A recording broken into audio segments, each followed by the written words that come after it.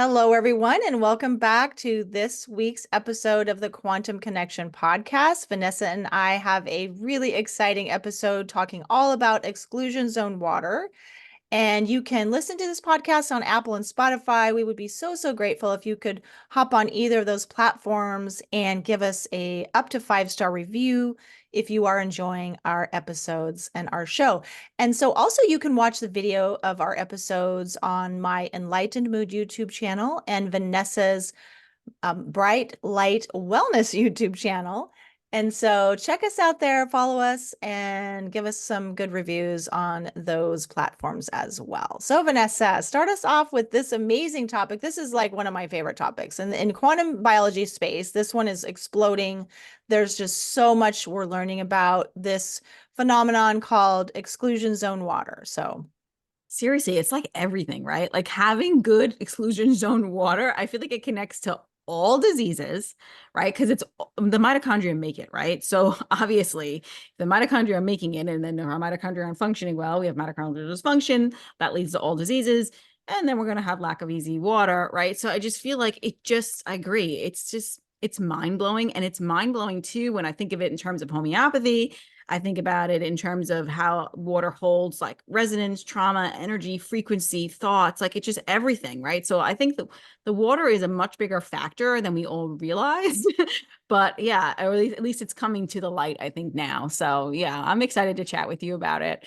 So we're going to talk about fourth phase water. And I think really it's important to share also is that it's called other names, right? It has a lot of different terms. So it's known as easy water, which stands for exclusion zone water. That's the term that Dr. Gerald Pollack coined, but it's also called structured water, coherent water, fourth phase water, and coherent domains, right? So there's a lot of different terms that you can hear that encompass the exact same thing. And a lot of people in the quantum world use them interchangeably.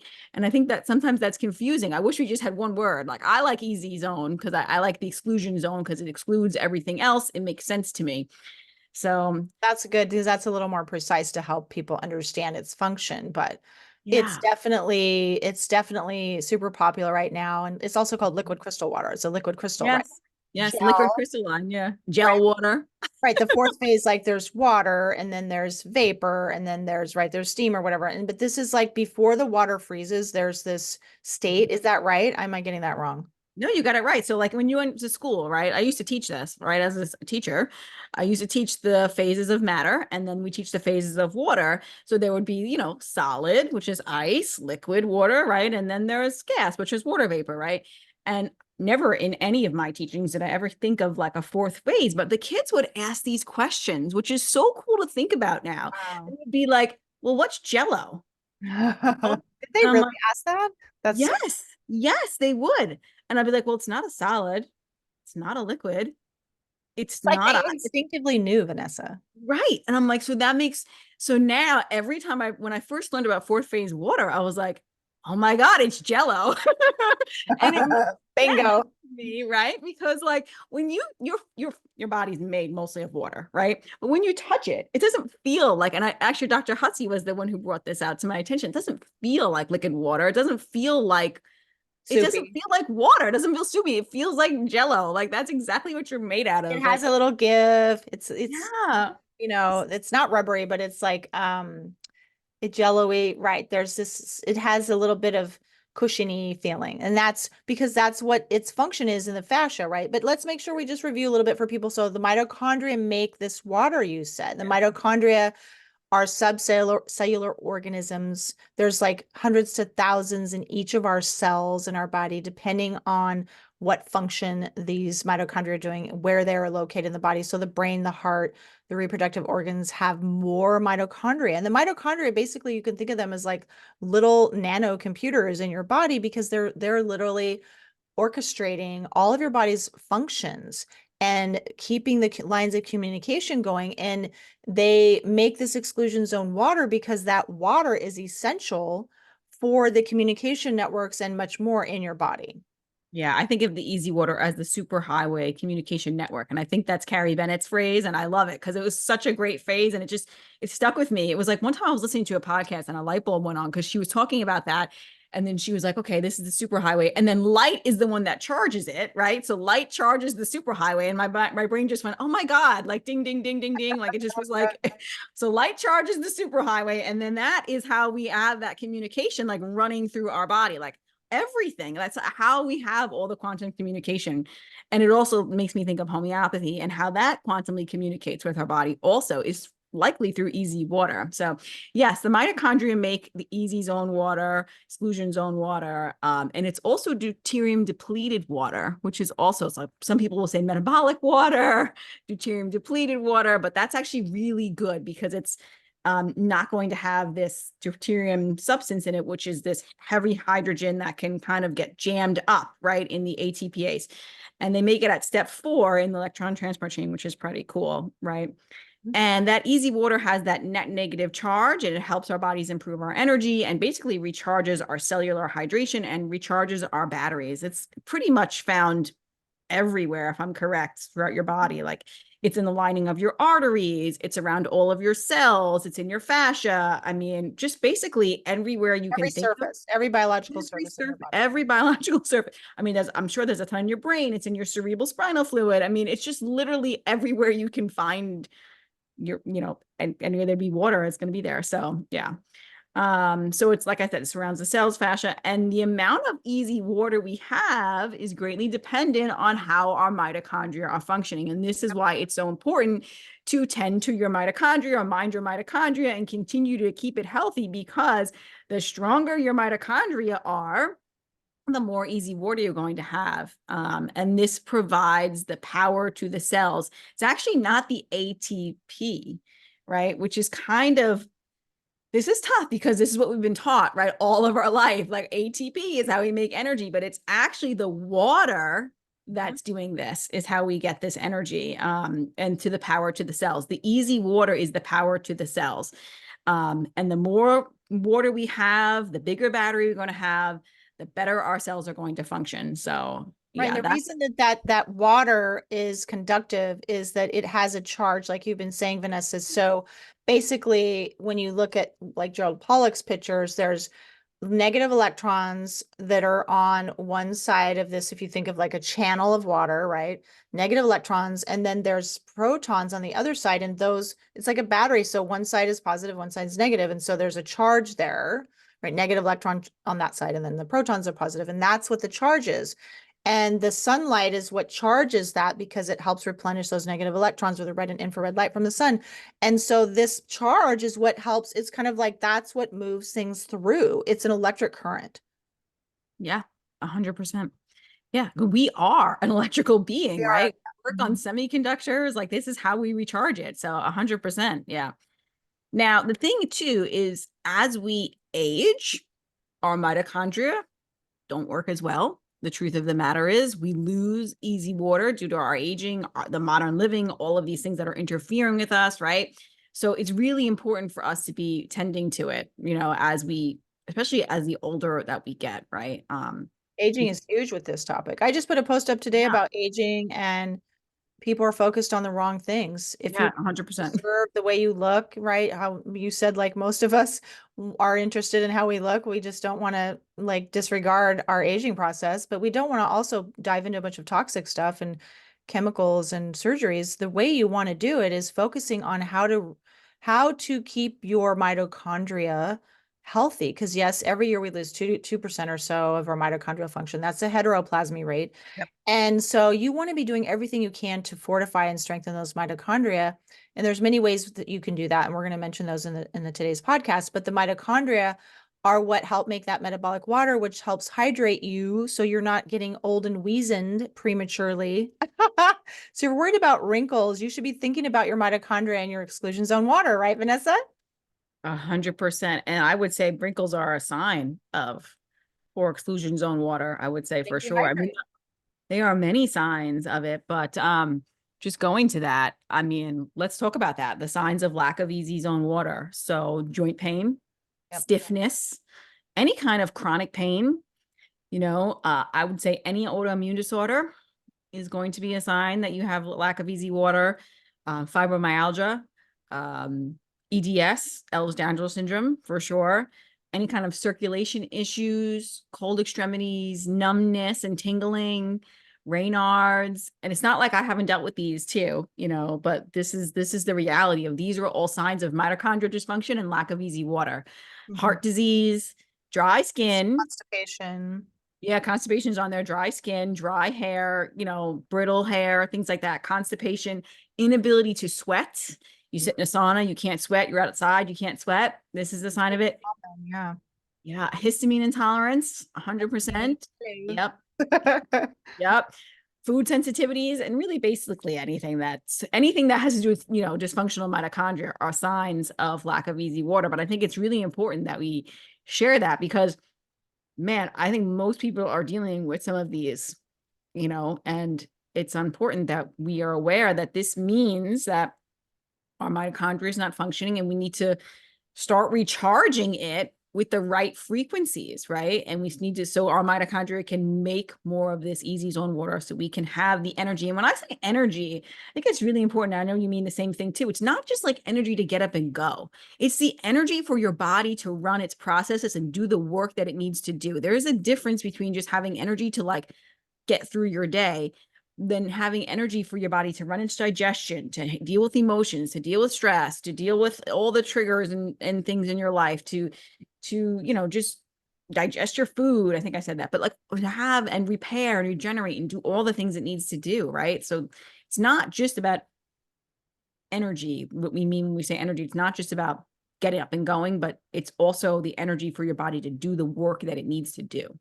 Yep. So that you can have a general sense of well-being, because when your body is struggling and you don't have the energy, that means you have inflammation. Your mitochondria aren't able to do what they need to do your repair functions and all of those self-cleaning activities at night and whatnot. Yeah.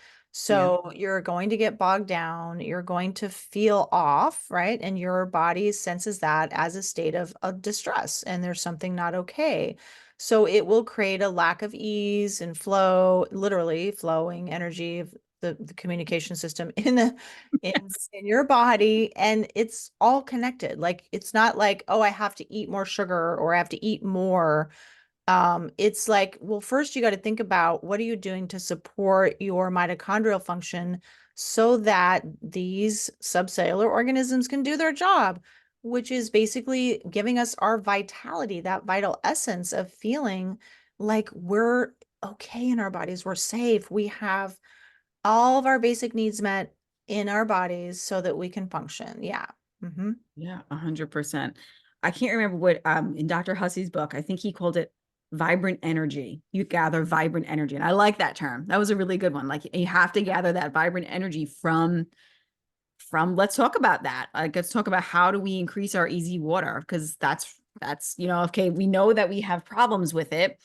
How do we make it better? And really, everything that you do to increase your mitochondria is going to also increase your easy water, right? So it's kind of the same thing, but the number one way shown how to increase your easy water was been shown in Gerald Pollack's lab. They've done this studies is that infrared sunlight on the skin is the best way to increase your easy zone water in your body. And truthfully, it's available all day long. All year round, no matter Yeah, where you yeah, are. There's what different percentages I've seen, but 42%, 50, whatever, it's around there of mhm, red and infrared light that the sun emanates. And you got to be out there soaking that up. If yeah, it's not like 50 to below or whatever, like if you can swing it, you got to get some part of your body out there. And that's why, to be honest, photobiomodulation, the red light therapy has exploded because for whatever reason, if people's schedules or where they live, they can't access the sun, a very high quality red light device used appropriately, not as a substitute in any way for getting adequate natural sunlight, which is always the best and first choice, but the photobiomodulation could be helpful. And we're going to start partnering with Midwest Red Light Therapy because mhm. we believe so much in this natural support. Well, I mean natural, but you know what I mean? Like it's not like you're taking a drug. It's a form of light, but yes, it's a machine. But however, it will help greatly. I use photobiomodulation a lot when it's very cloudy here because even though there's red and infrared, it's not enough because of the mitochondrial damage I've had from early trauma. And that's just a fact of life. Like, we all inherit our mitochondrial DNA from our mother. So you're going to get a certain level or caliber of mitochondrial function. And then you have the things that happen to you in life, which can stress them out and they may never like go back to 100%. So I need like tons of red light. So I get tons of sunlight. Luckily today it's sunny here, so I'm super stoked. I'll be out later. Because I'm also, now's the time, you guys, to start getting more sunlight because you got to start to build your solar callus, AKA your tan. But that's also going to help with this exclusion zone water production. So, Yeah, I just put a post about that about, making sure you build your solar calories because I was outside literally, it was February 9th. I think it was that I recorded that and it was, I'm at the 40th latitude. It was 50 degrees and sunny, but I'm in my, shorts and my sports bra and I'm getting that lower UV light on my skin to help build that solar callus. It is really important to start doing that now. And I just was down in Louisiana and my UV index jumped from say a 2 to a 6 or a 7. And I didn't really burn too much except for a little bit on my face. My face tends to be a little bit more, but I didn't burn. I have to say it was pretty good, except for my face got a little bit of sunburn. But and I know that's because I'm able to hold my tan throughout winter. So my melanin stores are there, right? So that's keeping me healthier and it's a sign of good health. And also that I've been out exposing what I can. But the thing is, I love that you said that. Like we can use a device like red light therapy, right? I think it has to be 3,000 nanometers, I believe, is what the light spectrum has to be. Are you sure? I'm not sure. I'm not I never 100% memorized sure. all that, but I need to work on I that. think it's 3,000. So if you get a device, you want to make sure that it has that. Um, so anyway, a device is a great supplement, but it never replaced sunlight because not only are you getting red light, but you're getting all the other healing light frequencies at the sunlight at the same time. And that's actually how we're meant to use the sun. So I recommend to clients, if you're using a red light therapy device, and I don't know what you think, Heather, is even if you decide not, when I use it in the wintertime, I do the same because I do supplement with red light therapy in the wintertime too. I open my window to let the other light frequencies in, and I never use that device before sunrise or after sunset because I want to keep my body's rhythm in sync with this, I want to keep my circadian biology in sync with nature as much as I possibly can. So I don't want to use that when the sun would not be out. You want to use it when you would be getting sunlight normally. Correct. 100%. So yeah. So another great way, and one that I utilize a ton, actually too, to increase your mitochondria and your easy zone water is firelight, because firelight is the source of near infrared. You're So that lucky because you do lots and lots of camping. So you get, and yeah. do you do it at home in the backyard too, firelight? And I want to get one so bad. I actually that's the next thing on my list is we're going to have something like that. But yeah, we do so much camping that we definitely use it a lot. Like, so when we camp, it's in every night. It's a fire, and I'm just like soaking it all up and I love it. Like I love the infrared heat. Like my body craves it. So obviously it needs it. So yeah, that's another great way though. We don't think about the benefits of sitting in front of a fire, right? Like we can actually build our exclusion zone water and improve our mitochondria by sitting in front of a fire. Yeah, That's why, definitely. especially at the end, when the embers are at the end, there's mostly embers. Yeah. That's the robust red light, infrared light. That's the best time for the building the s'mores also. Right. Kids want to roast too. So we definitely have a lot of fires like that. And I will literally stand over the fire. Like I'll have a sweatshirt on and I'll like put my sweatshirt like over the fire, like to get the warmth into my body because it feels so good. Like I just love it. So I don't know. Body knows. Yeah, I totally agree with that. So, of course, another supplemental source of infrared that I use in the wintertime, and I really do love it too, is an infrared sauna. Yep. So that is 100% going to build your exclusion zone water as well. So and increase your mitochondria. So that's another, form of, or another way to get infrared light and help that increase that. But I do caution you, and I think we mentioned it on the last podcast, right? That we talked about not to overdo it. I know a lot of people, we overdo things. We get excited about something new. We're like, oh, I got a sauna. I'm going to go in every day. Well, maybe hold the phone and go, Yeah. take it down a notch. Saunas And are intense. And if you have blocked yes, pathways, drainage pathways, if you're not sweating well, Yes. If you Constipation. like, if you do a sauna and then you feel worse afterwards, it's because you're not able to detox. The whole point of it is that you're sweating out stuff, right? And your body's heating up and releasing toxins. So if you feel worse, that means you've got to work on some lymph stuff first and Yeah. build your exclusion zone water other ways because the sauna is too intense for you. Yes, 100%. So yeah, so go slow with it if you decide to purchase an infrared sauna. And honestly, I only use my sauna and my red light in winter. I unless there was like a ton of like a whole week of rain or something like that, and I couldn't get outside in the summer, Mm-hmm.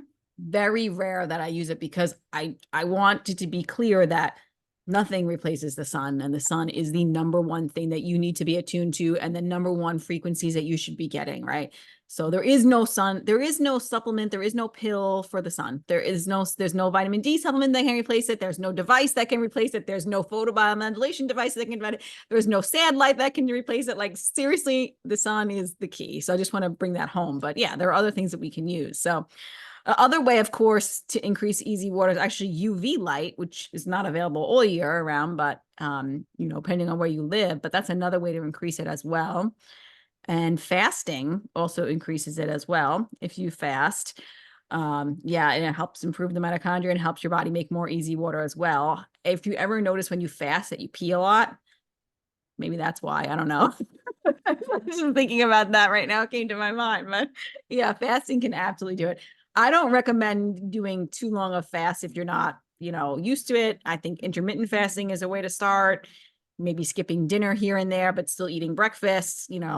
Go slow again with that. Don't jump. You have to build up to it. You can't just jump into like starting like, okay, I'm going to just do a 3-day fast and don't No, do it's that. too. It's too hard for your body. The My ideal body. fast is you eat breakfast, lunch, and then you don't eat dinner. That is the ideal fast to start with. Agreed. Agreed. Agreed. And I do that on a daily basis. I eat breakfast between 8 and 9 every day, and then I eat dinner between 3 and 4. I'm getting a 16-hour fast in just about every single day. So that's kind of how and then if I want to do something longer, I'm just going to skip that 3 to 4 mealtime, or I'm going to make it at 12 instead and eat earlier. And then I'll increase my fast that way. So those are two ways to do it also that we would recommend. So Mhm. yeah, another one is movement, actually. Movement will help increase your easy water from the piezoelectric effects. If you even just walking, stretching, I don't recommend any like static stretching, but like you always want to be in movement, you know what I mean? Like not sitting in one position, but all of that will help increase your easy water, so Hugging, snuggling, body contact, right? yeah, that's a good one too. Use Yeah. electricity. That's how you can create energy that way too. Yeah, all of that. That's good ways too. Mhm. Yeah, and then like eating organic fruits and veggies that contain sunlight actually help increase your easy water as well. You want to make them seasonal and local, but they also do contain easy water in them because make it too. It's in the fruits, it's in the veggies, so they're going to have the sunlight, the electromagnetic barcode. They're also going to have that easy water. So when you eat them, you're adding that to it. And then I know in Dr. Pollack's lab, they also talked about turmeric. They studied a few different food molecules and that had easy water, and turmeric, grass-fed ghee, raw dairy, and holy basil were like one of the top, those are like the top four that had like easy water in it. So that's interesting. I definitely love grass-fed ghee and raw dairy. And sometimes turmeric is not my favorite, but I don't like everybody has their things, so, but I definitely do grass-fed ghee and raw dairy. So, and another one is going for a massage can help increase that your sounds easy really water. good. That's a great way. That's what I love to do. Or you don't have to go for massage. You can do it with your partner. You can do it on yourself. There are other things you can do. I mean, going for massage is 100% better, but they all increase your easy water. So yeah, you're getting all that tissue flowing. You're getting all that, everything flowing. That movement is so important for us. That's why sitting is the new smoking. That lack of movement is going to cause stagnation in the body, and it's so important for us to be moving around. Another one, Heather, did you buy one? Dry brushing also helps, just like massage. Yeah, you dry brush, you get your lymphatic system moving as well, as another way to help improve easy water. And guess what I learned this morning in But Carrie's course on hydration? That the succussion of homeopathy, right? When you succuss the remedy, right? or you succuss, actually the succussion of the water that you're using with homeopathy, actually that helps increase your easy water also. So when you succuss water, like we talk about like vortexing water, like, Yep. so if you, because water is in vortexes in our body and it's in nature, like, so if you vortex, like swirl the water like this, it's not really working out very well in this bottle, but if you swirl the water, it actually helps like restructure it, and it helps like get the easy water back, or get back into balance or coherence. So does the cussing. So I wonder about that. That's interesting. Well, yeah, Something, so that's it structures the water, right? I'm hearing that it's could structure the water as well. That's how it's transmitting the information of the remedy, even though some people might think, oh, you're diluting the power of it. No, you're actually making it more powerful. yes. Because to me, it's like that potentization where you're doing the succussing. Mhm. It's the energy that you're using let's see, how can we say this? You're actually, it looks like you're just shaking the water, but you're actually moving it in such a way that it makes it have more of an energetic resonance. So Yes. the energy of the original substance is increased each time you do that. Yeah. And if you think about water, like the healthiest water is spring water, right? It's always moving and flowing. That's how water is designed to be, always moving and flowing. So we leave it like stagnant, right? So you just bring that energy and that flow back to it, right? That really supports it. So yeah. So I also think that another really important one to discuss is getting a fever will increase your easy water.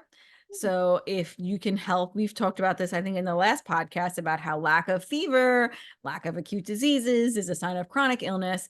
If you haven't had a fever over, 101.3 or higher in years, this is a sign that your body is struggling. You have a buildup of pathogenic bacteria or pathogens in your body, likely, or whatever it is, or just toxins, right? Whatever we want to call it. It's important for our bodies to elicit fever, and homeopathy is one way we can do that or help bring that. That's a really good modality to help bring that back. It takes time, but it is a modality that can bring back fevers and acute illness. But when you get a fever, your body's naturally going to make more easy water, and it's naturally going to improve your mitochondria function, and actually will probably put you in a better level of health in the end. So Mhm. really, really important way that we increase our easy water. We want to be getting fevers, I would say once a year would be amazing, not anything that's chronic, or anything like that, but once a year, a fever or an acute illness would Kind be of like amazing. a cleanse or a reset. Yes. And we should get like these sicknesses. I know everybody gets so worried, like, oh my God, my kid's sick. I'm like, but actually, that's a good thing. It really is. I'm And always hoping for a fever. I don't know the last time I had one, to be honest. So yeah, I I'm know. ready. Any day, you'll be the first to know.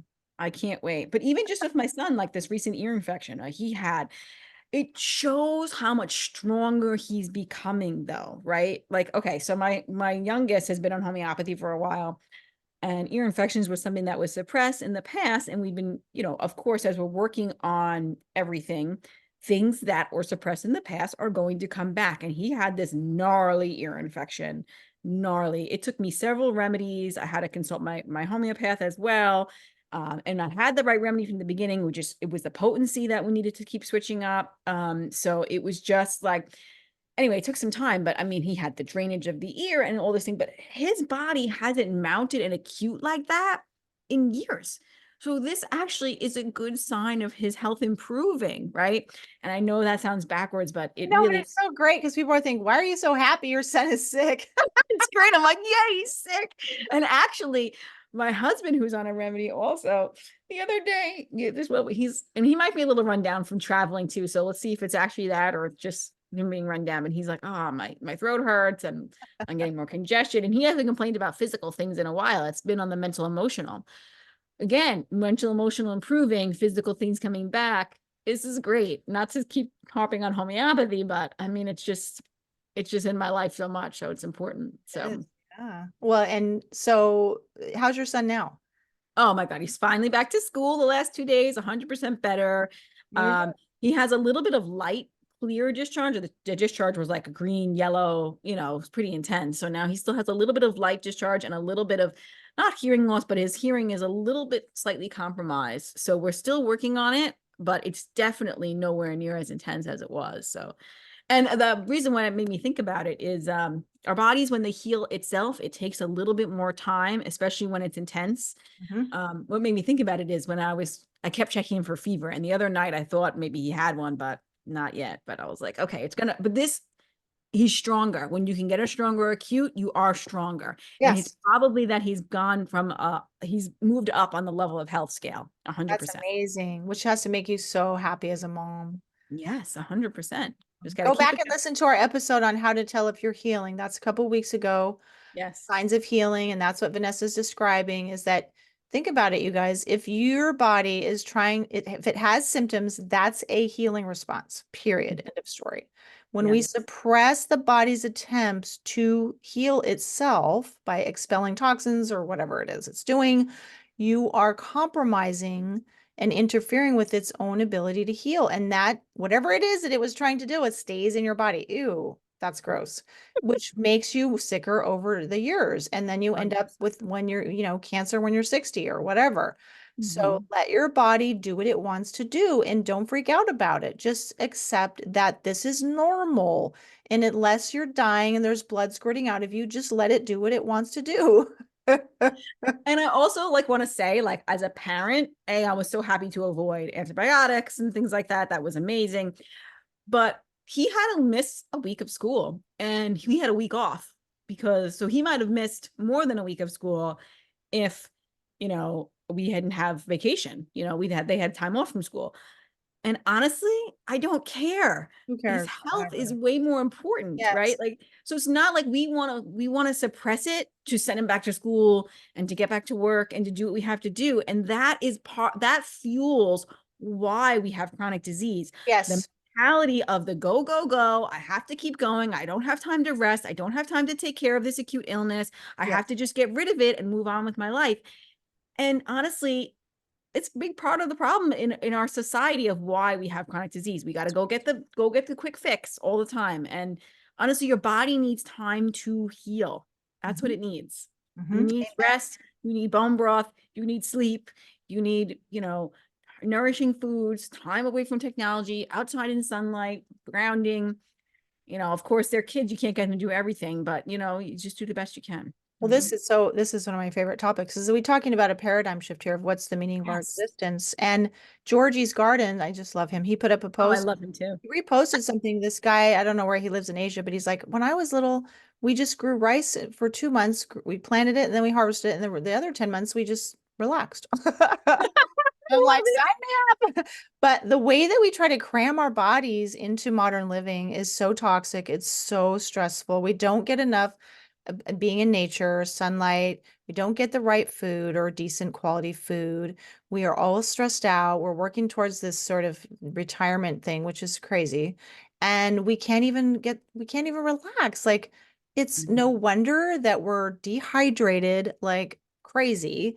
Our guts aren't working. Our mind is cluttered. We're emotionally constipated. We're right. Or it's like, really, are you really happy? Is this really worth it? So part of what I love, and I know we haven't finished the list about exclusion zone, but I do want to cover the things that will compromise it. Did we already cover that? We didn't cover non-native animals. We're gonna cover that next, but But I I want to cover that so that we can also end on the note about how I see exclusion zone water as connecting us with the ether. Like it's literally Mhm. we're downloading, from Yes, I agree.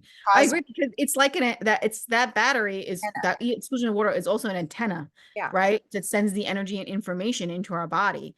So, Yes. but that's where let's go to that because honestly, the other way to increase your easy water is to send, now this might sound woo, but to send loving and intentional positive thoughts to your water. And I do that. When I give my kids too, they said, see me, saw me, Matthew. It was so cute. He's like, what did you just say to the water? Like when I give because so I'll make the homeopathic remedy, I'll succuss it, I'll swirl it, I'll do all things. I'm like, okay.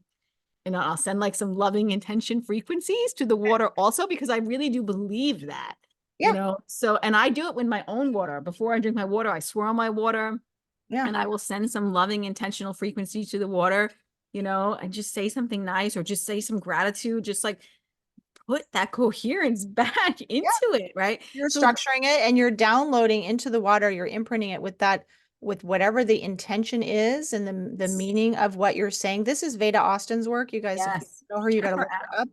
Veda Austin and Emoto Masuro, what was his name? You know, that guy everybody Yeah, thought was Emoto. Something with an M. Masaru or something. Anyway, you guys Yes. know who we're talking about, Emoto. the water guy. He was doing this way back when, and everyone thought he was crazy. He was like way ahead of the time. So because remember, the water is a liquid crystal, and crystal, same kind of crystal, not same, but like crystals like in computers, you guys. So Yes. your water has memory.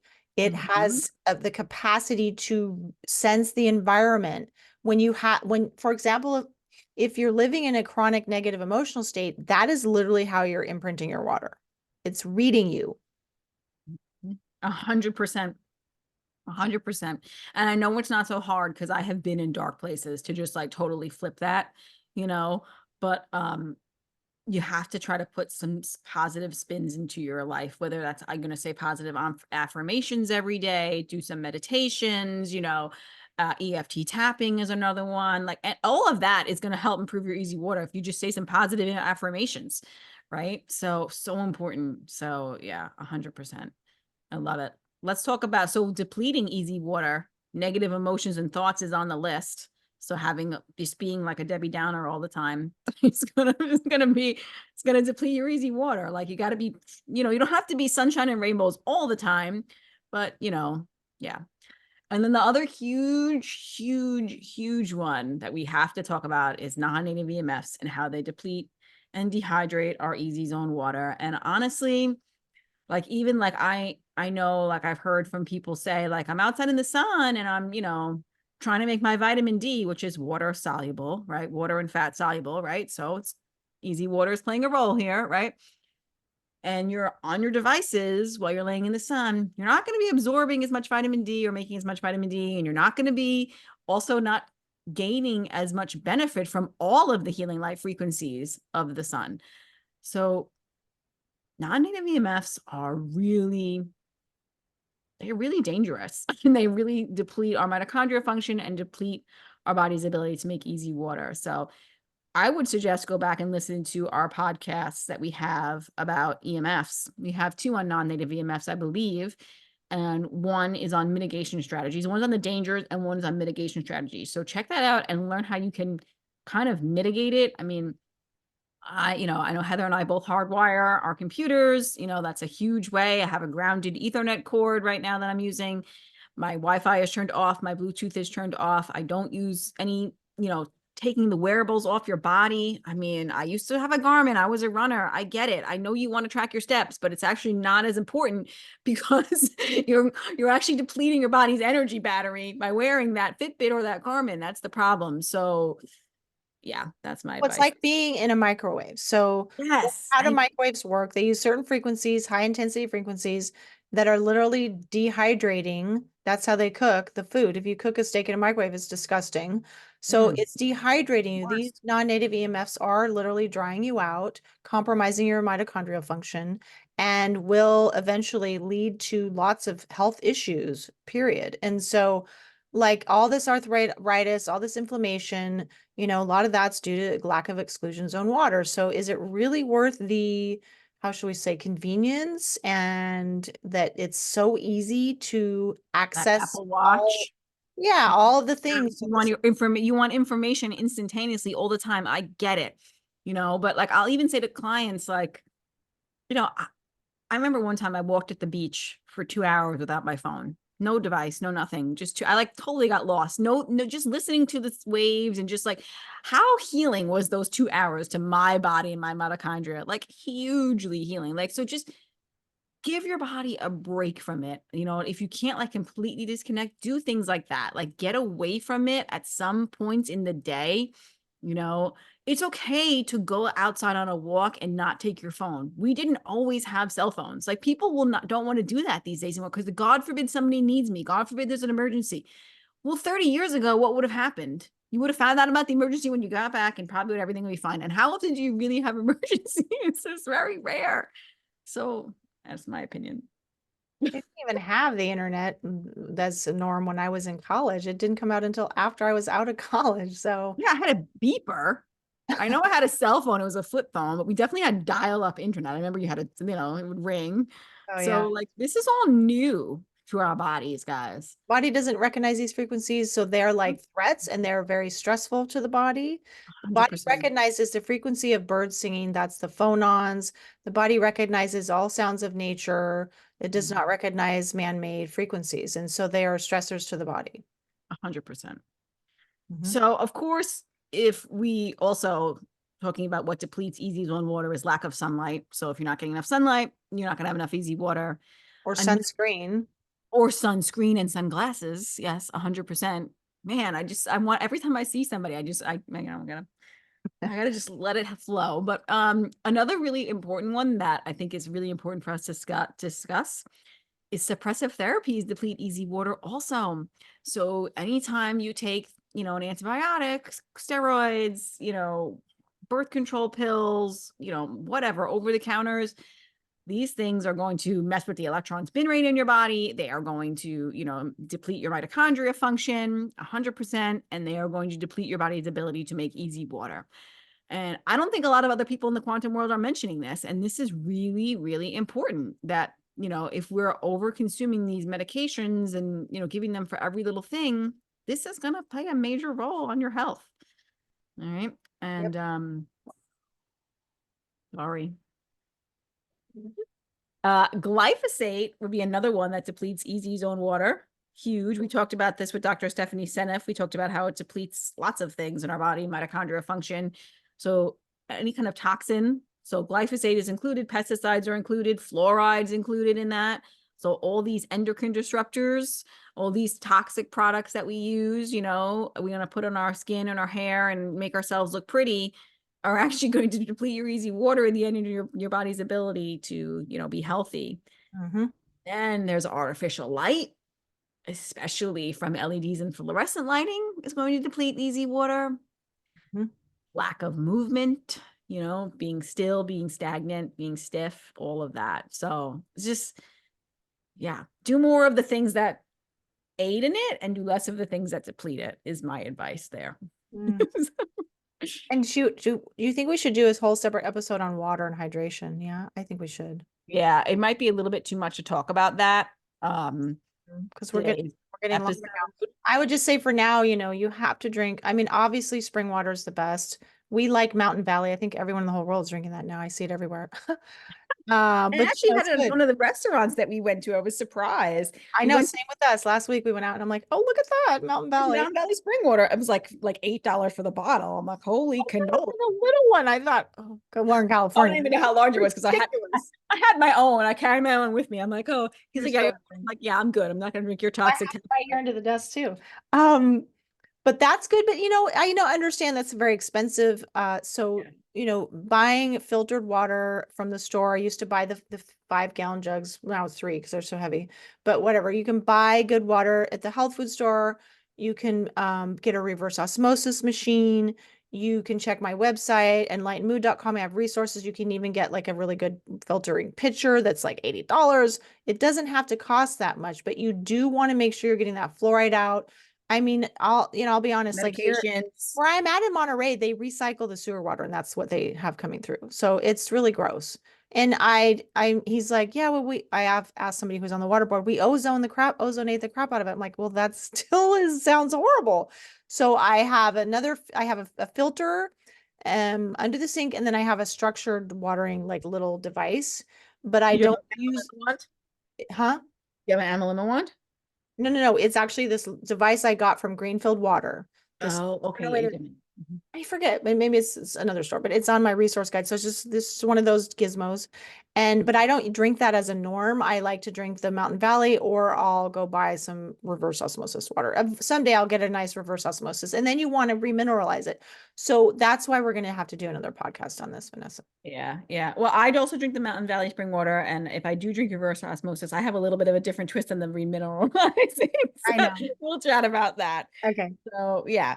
But we really appreciate you tuning in, and if you want to learn more about this, I know Heather and I both have lots of offerings. I have my Rebalance Your Rhythms course, which goes into this in depth, and also all things, healing on the quantum realm, with quantum biology and circadian biology. And then I have 2 spots left for one-to-one coaching, so that could be really, really impactful. And also, I also have group coaching starting in April again. The first cohort is ending in a couple of weeks, well, 6 weeks or so, but halfway through, and I'll be starting that again. And I also have my personalized healthcare plans, which honestly, the feedback I'm getting that has been really, really great. And of course, I will go into how you should use, what water you should drink, and all of that will be in that as well. So you can check all that out, and I look forward to it. And I'm sure, Heather, what would you like to add? Yeah, well, right now I have a private membership community. It's the quantumresiliencecommunity.com. Go ahead and check it out.